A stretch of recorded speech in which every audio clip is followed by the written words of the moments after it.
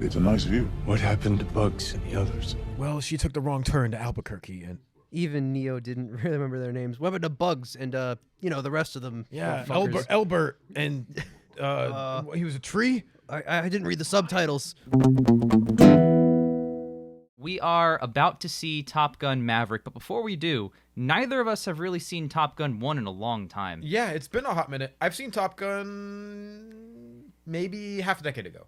Maybe like 4 or 5 years. I would probably agree with that. I think I've also seen it around then. Yeah. It's been so long. It's a good movie. It is. I remember enjoying it. Me too. I remember it being very corny and very cheesy. Yes. I'm really excited. For sure. Top Gun has some real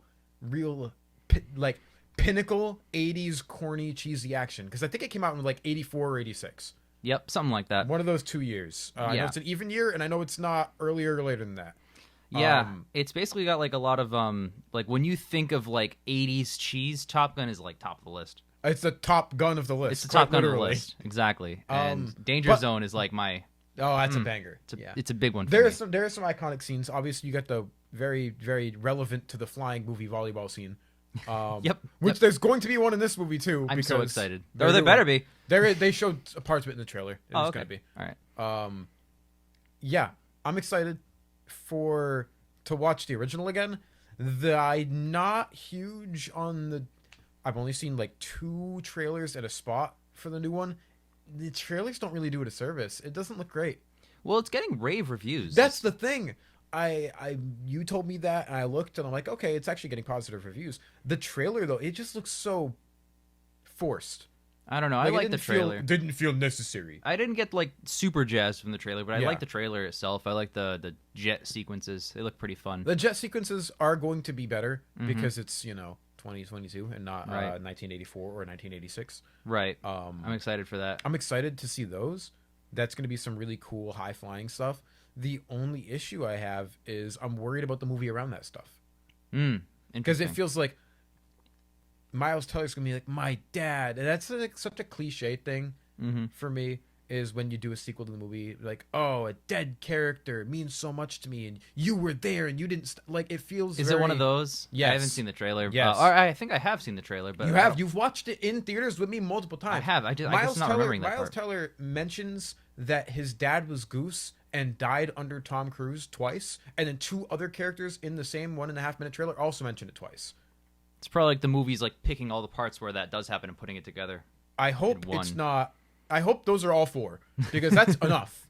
Well, You know we're what gonna I mean? find out. But before we Yeah. get to Tom Cruise Maverick, we're gonna watch. Tom Cruise We're gonna watch Tom Gunn, aka Top Cruise's film, the Cruise. first one, and we're gonna watch it right now for the first time in many years. Yes. And we're just gonna give you our thoughts, and then we'll get back to you. Before Very we watch the new general one. thoughts about Top Gun, and then we're going to give you our less general thoughts about Maverick, because you guys have all seen Top Gun. Yep. You don't need a review of Top Gun. Oh, and this video goes up on Sunday, so we're gonna do full spoilers. Yes. We're gonna get into it because it's so. been out for 2 days already, At this point, yeah. and then it's going to be out for 4. I don't know when's Sunday. 5 days, I guess. Yeah, So it'll be out whatever. for 5 days at that point. If you don't want to watch a spoiler review, just watch the video after. Oh, speaking of days then and now, in real life, this Thursday that we're recording this, it's Ian's birthday. Hi. So if you're listening this far, You go tell me ahead happy birthday right now. Yeah, go comment Do it right below. now. This clown over here, needs a happy birthday wish or he's going to start crying. So we just watched the original Top Gun. How are we feeling? Good. It's a good movie. Like It I is. said. It is. I love this movie. Yeah. I love it It's so much. it's basically as good as I remember it being. I agree. It's one of those movies. It's one of the movies that kind of just has like almost everything in it. It's got like a little Yeah. bit of romance, a little bit of drama, a little bit of action, high stakes, and good character work. Not like the most well-written thing in the It doesn't world. do anything excellently, but it does most things well enough. I agree with that. Yeah. I agree with that. I think what it does excellent are the action with the jets, any of those shots, any of those sequences, the whole third act really. I think it's really strong. for sure. Yeah, it's really, really cool. Any of those sequences where they're just doing all that stuff is really great. And I will say, I like the romance quite a bit. Yeah, it's pretty good. I think it's a well-developed, earned romance between them. Yes. And you don't get to say that a lot in like big, high-tier Dumb action movie. blockbusters. No, Yeah. you're right. Definitely correct. So One problem, and I detailed this a little bit to you. He doesn't get to sit on Goose's death long enough. right. Spoilers in case you haven't seen fucking Top Gun. It's been 40 years. You're fine. It's been 40 years. It's on you. But no, yeah. he really really doesn't get to sit with it enough, and it's kind of glaring Mm-hmm. that he doesn't have. They have one minor flight scene, quote quote, in between Goose's dying and the big action scene, and I would have liked a little bit more because you don't just get over something like that quickly. I know, because it's the second especially act. when it comes to like that traumatization thing. Mm-hmm. It's tough. It's the second tough. act low point is what Yeah. it is, and because they have to wrap it up in the third act, and they do a fine enough job of Yeah. pacing, I would agree. But like, as far as you're absolutely right about that, like you don't get to see him really sit with it, and there's a reason for the script being the way it is. Like literally, like an hour after his death, people are like telling him, "Hey, just let it go, man. Just you're fine. Just And get I over understand that it's part of the job. That being said, human nature precedes job it." nature. Right? Like no matter the job, more or less, you get to go away for a few days and grieve, at least a few days, or if not like a day, if it's not a family member, because it's just Goose. So. But, yeah, it's just the guy he was literally the closest to. But yeah, no. So it's one of those things where it's like because the movie needs to speed run along towards the end, they don't. In movie time, it only takes like a day or two, and he's back in the air. Literally like 3 days later, he's doing that big mission. Yeah, and they're like, "Oh, how could he not, perform so well?" It's like, why the fuck would he perform well? Yeah, His it's been best 3 friend days. Just died horribly, not because of him, but he's involved in the situation. Yes. He's gonna feel shitty about that. Yep.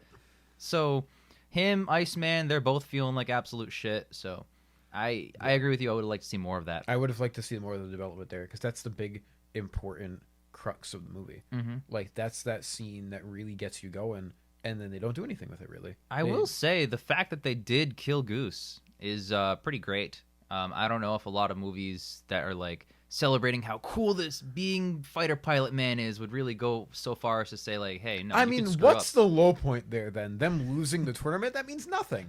I know. They I still agree. graduate. I agree. Like Yeah. in a lot of movies like this, they probably wouldn't have. They would have pulled that punch.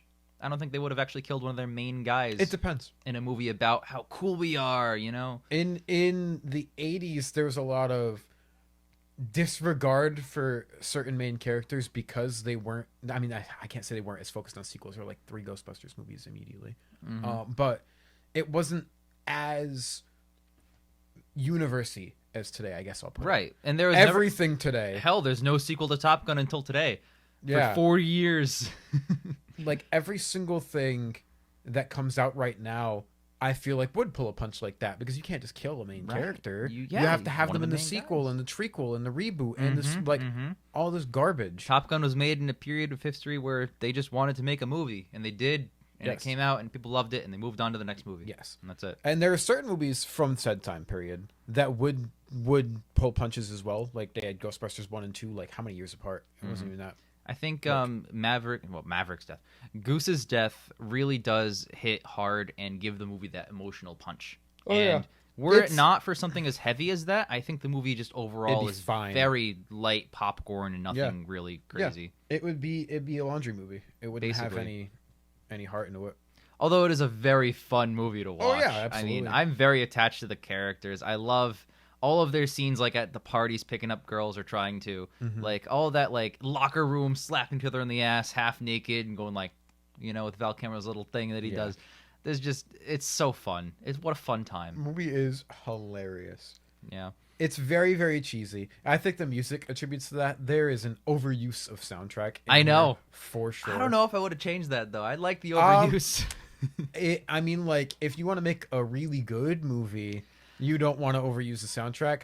I like But that, like they took the cheesy, cheese. the cheesy '80s, like, Yeah. that's what was a good movie. They took the cheese dial and just cranked it up Yeah. way too much. To And 12. I love that though. Like it adds to it. It for me. surpasses cranking it to 11. Yeah. It's in there, man. It like, is so good. They played Danger Zone during like 7 cool scenes. I They played know. Take Your Breath Away during 50 lovey scenes. I know. Do do do doom doom. It's so hammy, but I guess that it adds to part of the charm. But for me, like, as a person who reviews movies as a critic, quote unquote, I would say, all right, that's not a good thing, but it's cheesy and hammy, adds to like a corny charm. Yeah, I'm really glad we revisited this movie. I'm Yeah. glad that a sequel finally came out because not for nothing, but it lends itself to one. Yeah. Interesting enough. we were It just does talking keep about.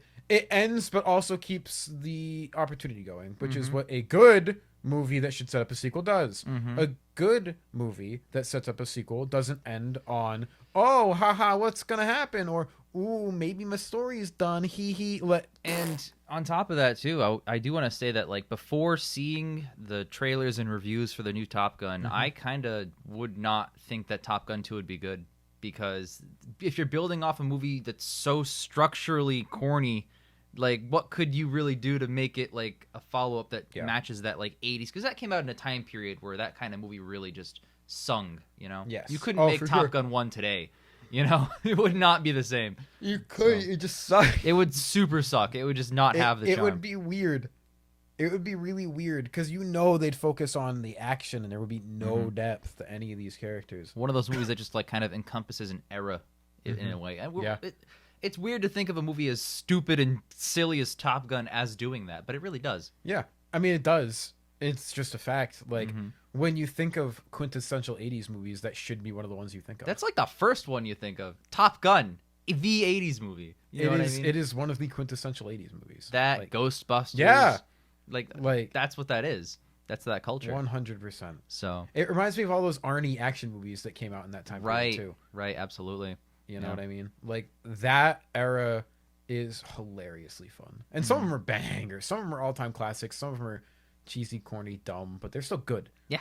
Oh, like, yeah. A movie can be corny and cheesy and still be good, and that's what Top Gun does pretty well. It's the Rotten Tomatoes, I could be wrong, but I'm pretty sure on this Top Gun, the first one, is 56%. No way. I'm pretty sure it's not spectacular. I know looking at your phone during things unprofessional, but there's no way it's that low. Yeah. Yep. Bada bing. That low. I'm looking at it right now. Wow. So, that's kind of absurd. I mean, that's nuts. I see why, because it's not high art. No, it doesn't it's belong not, on like a classic there are some, list. Okay, but there are some really cool shots in this movie too. Oh yeah, like the visual scenes, like the orangey glow scenes. Those are really pretty. But you're right, it's not high art by any means. It's very goofy. And I just said it shouldn't be a classic, but in a way, it's a classic. It is. Not every classic is good. That's true. That's very true. But like at all. Yeah. No, I really do appreciate a lot of what Top Gun 1, not Maverick, Top does. one, Top if one you would, does. and then Top Gun, and then Top Gun's gonna come out, so we're gonna check that out. But yeah, I would give it a solid 7. I was about to ask your score. I'm gonna go 8. A little higher. I think it's just it just really sings and it hits on almost every level. Okay. It's not exceptional, but I think it's a really great time. Yeah, exactly. So, that's my exact thoughts. I kind of think that everyone watching, no matter who you are, should watch Top Gun at least once in your life. Maybe twice. Possibly twice. I've seen it twice Top now. Gun twice. This is I've seen it a couple times. Yeah. I've only seen it 2 times today. 2 times now because 2 times of today. Not just 2 times today. I watched Top Gun and then I watched Top Gun. Exactly. Well, we're gonna. So, what are your expectations before we end this show? What are your expectations for Top Gun? I think it might let down a little bit comparatively, actually. I don't love the trailer. I think it's going to go very into that, oh, my dad thing, and I don't like that trope. I'm hoping the action scenes are really cool, and from the trailer, it looks like they are. I mean, it's... See, from the trailer, it looks like a more high-octane, less serious version of Creed, where, you know how, like, Rocky shepherds the guy who died, son, and after the, you know, like, it's like, hey, in a way, I'm kind of doing it to you to help heal myself. That's what that's my interpretation of the trailers. Creed's thing bothers me less because he's not blaming Rocky for letting his dad die. That's true. Rocky did not murder him.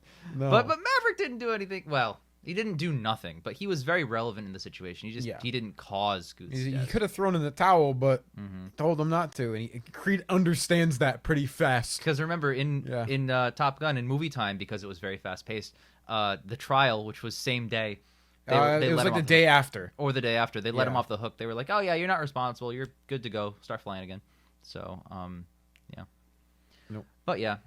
So I don't know. I'm worried because sequels that come out a long time after normally aren't very good either. I know. And this looks like it's the exception to the rule based on the reviews. Yeah. Which is like, you just talked about Rotten Tomatoes. 97%? That's nuts. That's insane. That's nuts. So I'm really excited to see what's... It's going to be Val Kilmer's last movie. Fun fact. He said that. Retiring? He's thinking about it. He looks old, dude. Yeah. Val Kilmer looks old. Hey, if he wants to retire, the man's earned it. Yeah. He's been doing this for a long time. Yes. Good for him. So we'll check you out with Top Gun 2, Tupa Gun. Our Gun. spoiler thoughts in 3, 2, 1. We just watched Top Gun Maverick. Yeah, it was a good time. What'd you think about it? I thought it was really good, actually. I'm gonna get some flack. This is better than Top Gun. I'm gonna get some flag. This is better than Top Gun. It's so good. Funnily enough, it has the same problem Top Gun has. You wanted to get into that right now? So, spoilers. We're gonna just spoil the movie because it's been out for a couple days. Don't watch things if you don't want to get spoiled for things. But you should watch us all the time, every time. Towards the end of the film, after the second half low point, which didn't really feel like a low point in this one at all, we have this big, long training montage before of them attempting to do the mission. And then Tom Cruise does it. We never get any of them attempting to do it. We just go straight into it. We go straight into it. What the fuck? Yeah, they needed another scene, just one more scene where they have, like, whether it's Rooster or somebody else just doing it, maybe not even pulling it off, but realizing why they can't pull it off, and that gives them the mentality going into the final act. Tom Cruise does it. They go, wow, he's so great. And then they go straight into the mission. Well, that's why he's team leader. But you should show that the people that we should also be having competence in can do it. Oh, can I say, one of the many, many reasons this is better than Top Gun, sue me, is because the side characters are a lot more memorable in this one. I mean, I like Iceman in Top Gun, the original, better than Hangman in this one. But I think Hangman's still fleshed out. Hangman, Phoenix, Bob, they all get their moments. Yeah. They all get their characterizations, and you do feel them as you watch them on their journeys. Fanboy and Cashman. Payback. Fanboy. You understand why I call him Cash. You did. It's Payback. Yeah, it's true. Yeah. I think Cashman might have been his actual character's last name. Maybe. I gotta look that up. Which makes sense why he's called Payback. But the fact that we can recall them, and honestly, Ian, right now, in this moment, Top Gun 1, there's Maverick, Goose, Iceman. Who else? Maverick, Goose, Iceman. Besides Sundown! Oh, you're right, Sundown. He was the wingman because you made fun of him. I said he shouldn't have been. The only black guy in the movie shouldn't be called Sundown. Yeah, that's a little odd of a choice. Fucking weird. A little weird. But okay. And, but aside from that, yeah, that's fair. That you answered my question. I did answer your question, and I answered it correctly. But it goes to my point of, aside from the holy trinity of Maverick, Goose, and Iceman, you didn't really get a lot from those other characters. And I honestly challenge anybody, even the most diehard of Top Gun fans, probably couldn't name all those guys off the top of Ghost Rider. Ghost Rider, because the subtitles kept pointing out Ghost Rider. And I was like, what a bitchin' nickname. Yeah, because Ghost Rider is a fucking sick nickname. Oh yeah. And that was way before like Marvel made him a thing, But yeah. So here's the thing: Top Gun 2 is better than the first in many, many ways, if not every way. I think. The soundtrack in this one's much worse. Oh, you're so right. All right, that's another thing. Besides the original Top Gun soundtrack that they sprinkle throughout, not memorable. I will say the Hans Zimmer score isn't bad. No, but it's not as... It doesn't punch. The Top Gun soundtrack punches. But Top Gun soundtrack Part 1 has a different problem where it's a little too over the top. So this one's a little too under the top in terms of soundtrack. It's not memorable. That soundtrack's over the top but memorable. This soundtrack is low-key and pretty decently utilized, but not memorable at all, besides the actual Top Gun stuff. So I will say, relevant to the soundtrack point, the third act is so damn good. It is so it's unreal. They didn't lead up to it properly, but it in itself, I think they missed the mark on that point I made earlier. But other than that, it's fucking sick. It is amazing, and you have that context of how dangerous the mission is and what the stakes are during the mission, because he keeps, when he's flying through the trenches and you just look at the missiles and you see the missiles just not moving but ready to go if anything happens. Like that, there's like keeps reestablishing stakes and these character motivations. Yeah. There's one moment that I do not like in the third act, and that is something I liked, which is they find the old plane and they're like, oh, this hunk of shit's not going to fly, the museum piece, and they get in it and they fly away. And when they fly off that mini runway, what if ever in the whole world was there an opportunity to play Danger Zone? And they don't. Yeah. Where they're flying up and it's like, bum bum. It's like, oh, bro, this is the point. This is the moment. I agree played with it you. once in the opening. I agree with you. Once in the opening, because you recreated the opening of Top Gun, which is awesome. I'm glad it was there. And then went, almost 2 full hours without it. And I'm like, okay, they're building up to it. They're building it. This is cool. I'm totally chill with this. And they finally get to that moment where it's so begging to be used. Yeah. And they don't. I was a little let down by that. Do you remember how we were talking earlier about how Top Gun didn't pull a punch by killing Goose? Yep. This movie pulled a punch. I disagree. Do you mean Rooster? I mean, Tom Cruise should have died. Oh. Trying to save Goose, his son. He should have died trying to save him. No. It would have been... I I like what they did. I like what but they did. They pulled that punch. I Because don't they know. set it up for it, and they didn't do it. I don't know. They did the... They pulled it away. And I like what they did. I'm not going to complain about what they did. But they pulled the punch. I think how they handled it made a lot of sense for both characters. It did. Both of them. I'm not. Like I said, I'm not going to complain. But they did pull that punch. It's one thing I would complain, let's say, in The Last Jedi when Finn didn't sacrifice himself. Yes. He tried to, and the story saved him. And it's like, well, it would have been more impactful if he died. Yep. But in this context, I would say the character arcs of Maverick, mostly Maverick, but a little bit with Rooster too, is the concept of like not letting your wingman down. Literally and figuratively, because you could let them die. So, the fact that like he was told a direct order to come back to base, and Tom Cruise was still out there somewhere potentially, but probably assumed dead. Don't think. Don't And you think, go, do. what were you thinking? You told me not to think. Tom then you Cruise.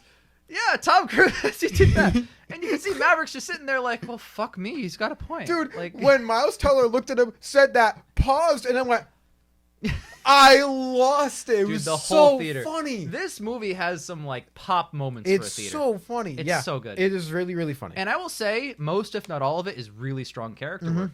Like, dude, if the characters are not this well written, the movie's like falls flat oh, yeah. in that sense. Yep. But it so works because it hangs on those shoulders of Maverick and Goose's son, Rooster, and it just works so well. And Miles Teller did a really good job. Yeah, he did. All right. Yeah, he did. Miles Teller gets a lot of flack from people Mostly for Fan being in Forstic. Fan Forstic. Yeah. Miles Teller, if you've watched him in literally anything else, is a A1 actor. He's great. Just watch Whiplash. Yeah. That's all you need to know You about should how watch good that. he is. You should watch Whiplash anyway. That is literally all you need to know about how good he is as an actor. That film. Well, the fact that J.K. Simmons is doing an Oscar-winning performance, he really did win for that. Yep. And Miles Deservedly Teller, so. Miles Teller is like acting aside him, and he's still holding his own. Speaks to his acting ability. Yeah. Super talented. And you know what? He's not the problem with Fan Forstic either. He's No, fine. not at all. If anything, he did the best you possibly could do in that movie. Him, B. Jordan, and the other cast members that I don't remember off the top of my head. It's like the one part I liked was like Yeah. the performances of that cast in that Yeah. movie. Maybe Toby Kebbell, but we'll give him a pass because he had nothing to work with. I like the things effects better than the prosthetic effects. Sometimes Wow. CGI is better. CGI was better in Fan Forstic, I'll say that.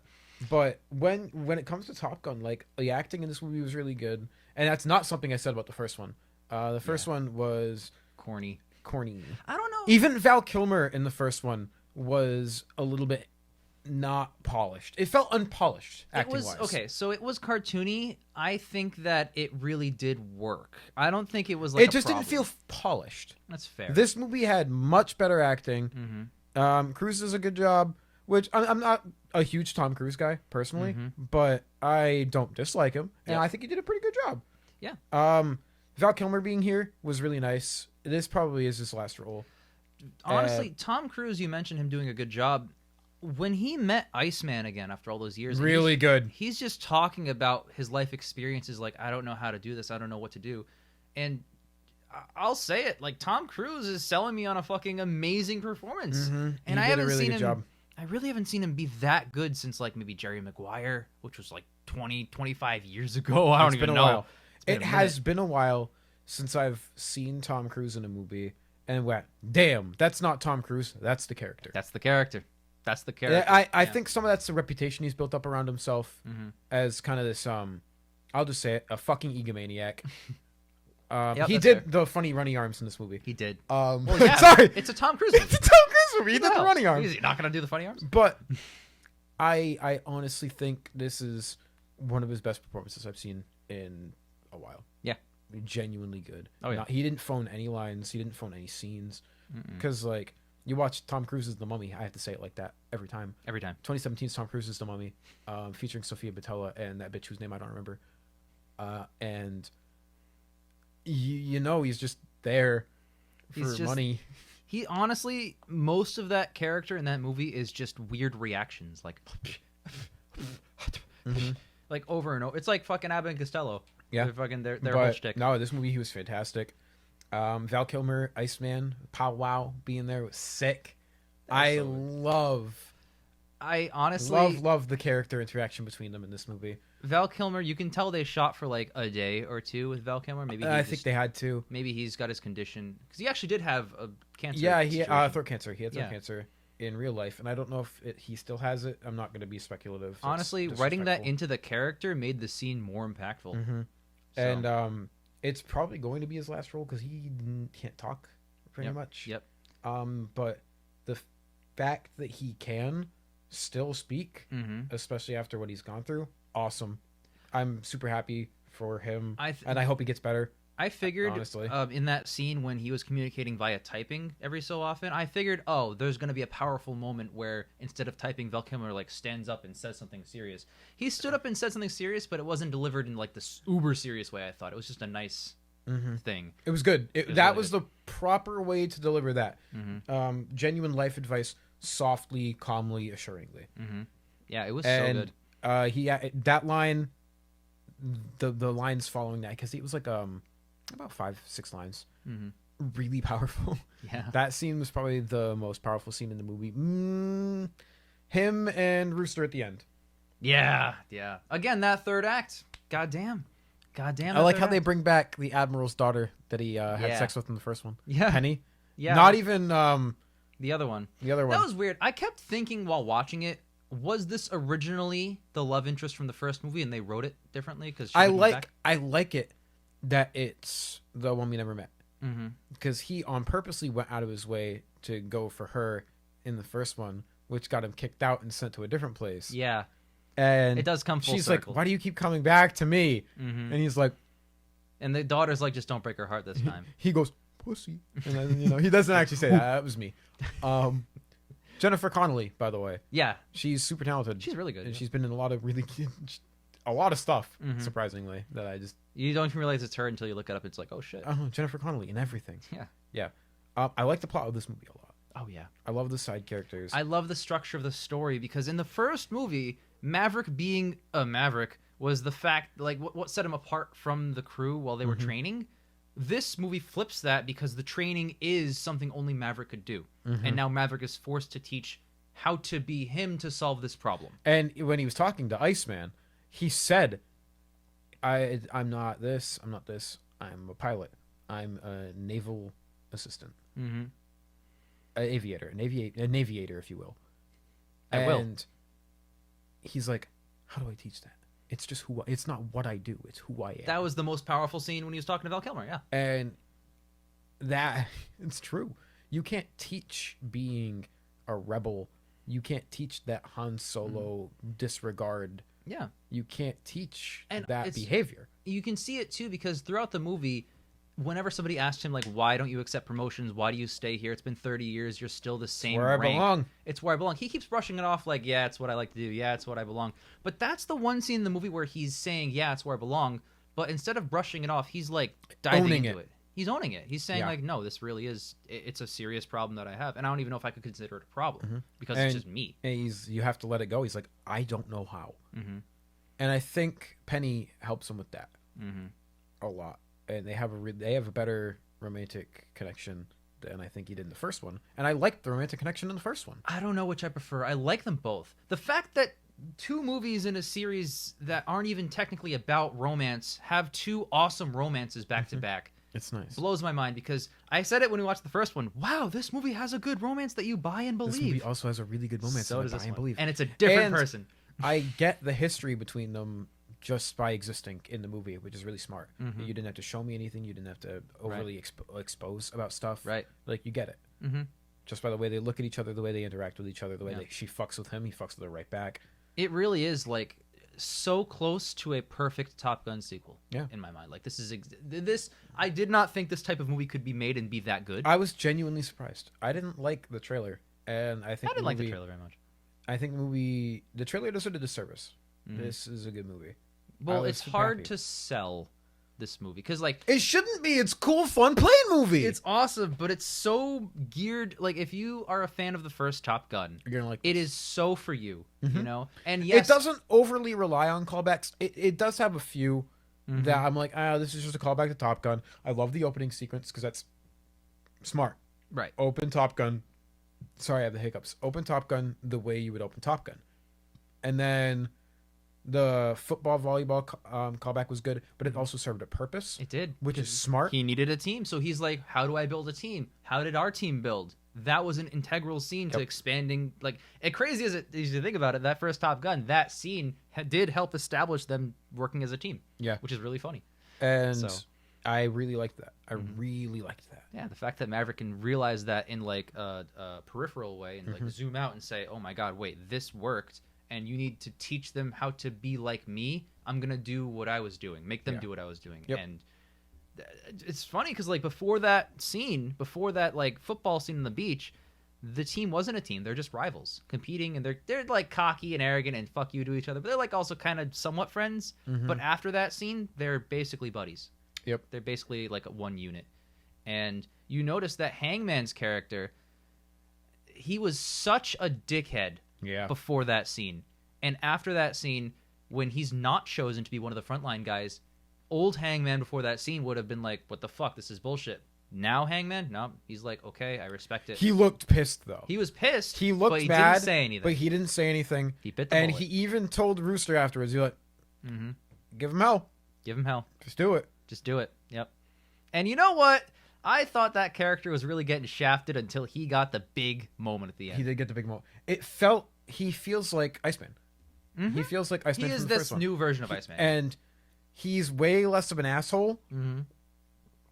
He's way less of an asshole than Iceman was. Iceman was like, fuck you. You know what's something else too is like I just realized that they never actually told Rooster that his mom asked him to pull the papers for 4 years. Good. That was That was a very important thing that they didn't impressive do to that. me. Because You know he's what I like, he already resents me for it. I don't want to resent his mother. I thought that like maybe if I don't know if the way you were thinking about it, where Maverick should have died towards the end, maybe if Maverick knew that he was going to have to sacrifice himself by blowing up his own plane or whatever, maybe over the comms he's like, hey, your mother told you whatever, you know, always loved you type of thing, but then reveals the big truth and then I thought that's how they were going to structure it. They didn't. They did it better than I thought. No, when Rooster tells him that he has no wife, no kids, no one to cry when you crash and burn, I was like, what a dick. It's a dick move, but like it's also like this is what I've lived through for 30 years. Yeah, he lived through it too for just as long. Yeah, but Miles Teller doesn't care about that. He doesn't. It's very short-sighted, and I think the character development that he starts to understand that is good. I like that a lot. Really good. I like what they did with that. Yes, because he saved him, and he realized that he needs. He went. Your dad trusted me, and he said all that stupid shit, and he didn't trust him, and he still went for him. You know, it's funny when Tom Cruise got thrown out of the bar. I use Tom Cruise and Maverick interchangeably. When Maverick got thrown out of the bar and he looked inside and Miles doing Teller Great Balls of Fire. was doing Great Balls of Fire, I thought, wow, what an excellent callback. Oh, but if you haven't recently watched Top Gun, you're not going to get that. And then the movie was like, oh, you probably haven't recently watched Top Gun. Here's scenes from Top Gun so you can get it better. I was like, oh, okay, that's for all the people that just didn't do what we just did and just watched it same day and But don't have it fresh. You know what though? They did miss the opportunity at the end of the movie to have them doing it. Yeah, they did. They really did. There are a couple. This is why I'm not gonna give it a 10. I've only praised it except for a few minor things like where's Danger Zone in the third act. But like there are a few things I would change. That's one of them. I feel like that was kind of earned. I think it's missing the color grading that the first one had. The sunsetty orange. I think it was a pretty movie. I think the first one, that stylization works better.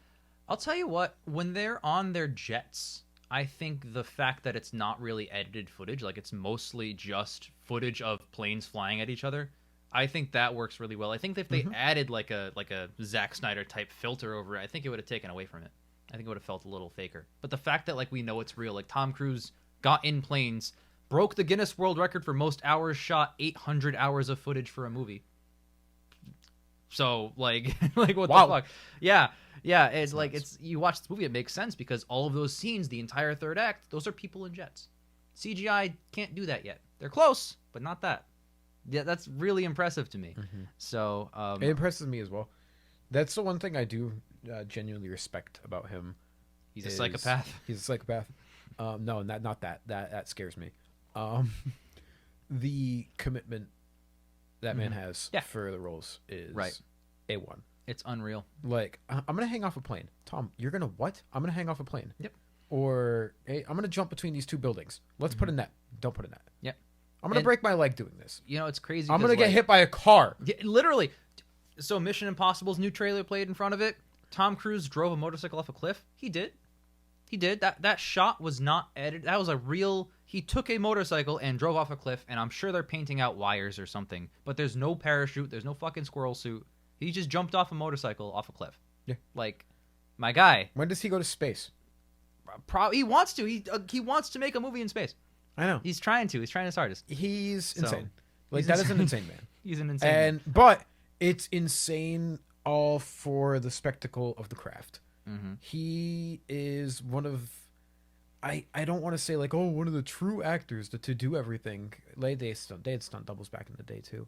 But, like, everything, I feel, is very heavily reliant on CG for a lot of stunt effects. You know, you were just talking about space. I remember watching Gravity, and for the first time I watched Gravity, I was like, wow, it's amazing. And then I watched some scenes from Gravity, and I compared it against, like, footage of, like, people in space. Like, you know, Red Bull had that guy on the atmosphere's edge, and there's some...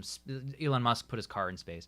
But all the footage of actual space, there's no atmosphere. So it's the harshest light you've ever seen. It's bright on this side and, like, dark on the other side of whatever object, whatever satellite. In Gravity, it's all, like, really well lit because they're in a studio. And that was, like, a moment for me where it's like, ooh, okay. Yeah. I don't know if I could watch this again and live with the same. Yeah. I think that would take away There's from me. a couple movies that work really well. Like, what the fuck? The one where his dad is Robert De Niro. Trying to think. That doesn't narrow it down. Ryan Gosling? Ryan Gosling. No. Fuck. He has to go get his dad from the weird space hole thing. Robert De Niro?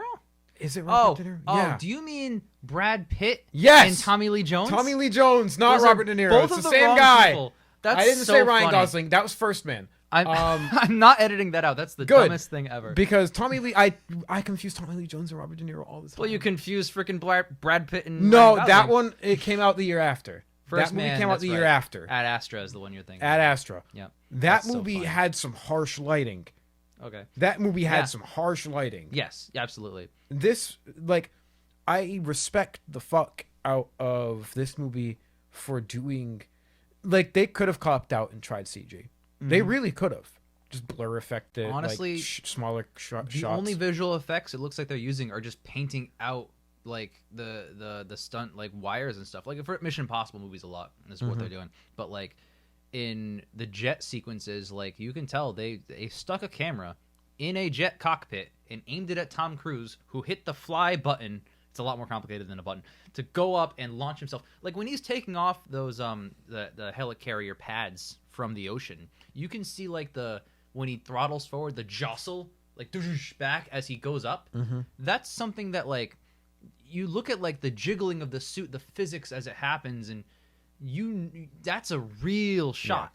Like that shot is like to render that would take more hours than it would be to just shoot the damn thing for real life. Like there's so genuinely impresses the fuck out of me. And I personally, listen, I know CG is really cool. Stop copping out and using it when you don't have to. I know. And Genuinely. Because every film, there's a lot of shitty green screen effects.